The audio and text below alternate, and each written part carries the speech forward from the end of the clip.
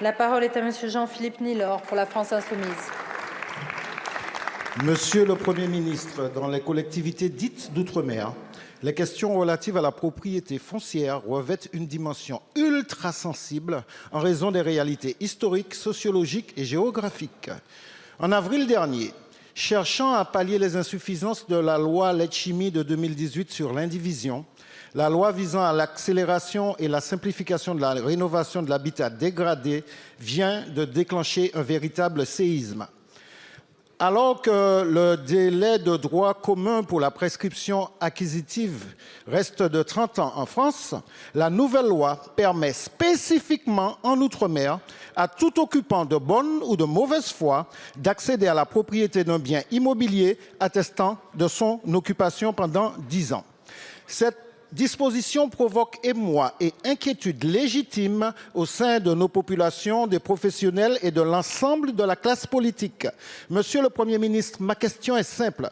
Pourquoi avoir cautionné une telle dérogation au droit commun, particulièrement pour cette mesure inopportune, alors que pour tant d'autres, vie chère, tarifs aériens, accès à l'eau, priorité à l'emploi local, nos demandes de dérogation sont systématiquement rejetées par votre gouvernement?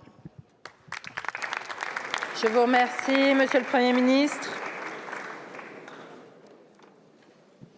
Merci Madame la Présidente, Mesdames et Messieurs les députés, Monsieur le député Jean-Philippe Nilor. Vous m'interrogez sur les difficultés que rencontrent les familles martiniquaises dans le règlement des successions et les problématiques d'indivision sur un territoire où, nous le savons, l'acquisition foncière est un sujet extrêmement sensible. En effet, la Martinique est l'objet de fortes contestations foncières d'ordre privé qui génèrent des tensions, parfois un sentiment d'injustice. Et je vous le dis, mon gouvernement s'est bien saisi de cette question.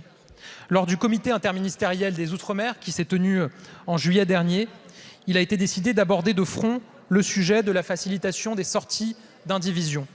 L'une des questions soulevées est celle de la prescription trentenaire, qui met en jeu le respect de la propriété privée, dont je rappelle qu'il est protégé par la Constitution.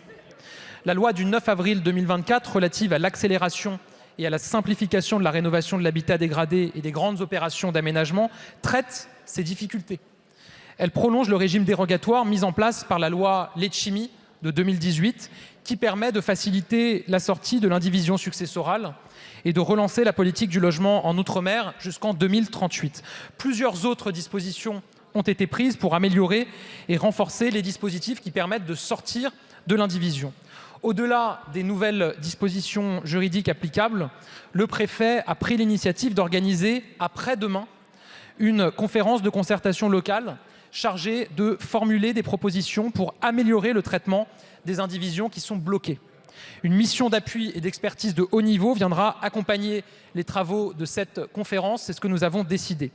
Vous le voyez, monsieur le député, nous agissons. Évidemment, je souhaite que vous puissiez prendre toute votre part à cette concertation qui est engagée par le préfet après-demain. Évidemment, c'est un dossier que je suivrai de très près. Nous continuerons à agir dans l'intérêt des familles, dans l'intérêt du territoire et dans l'intérêt de la République. Je vous remercie, Monsieur le Premier ministre. Monsieur Nilor. Monsieur le Premier ministre, malheureusement, la concertation vient toujours après les décisions, et c'est encore le cas. À l'heure où la spéculation et la prédation foncière génèrent une flambée sans précédent des prix, excluant de fait nos compatriotes de l'accès au foncier, à l'heure où le marché de l'immobilier est contrôlé à plus de 90% par des non-originaires et où nos terres sont vendues au plus offrant sur Internet, à l'heure où le contexte social est explosif suite à des prescriptions acquisitives abusives, perpétrés auprès de personnes isolées, le remède que vous avez décidé de nous administrer risque d'aggraver le mal. Le prix à payer pour la sortie de l'indivision ne doit pas être la dépossession ou la spoliation. Je vous remercie.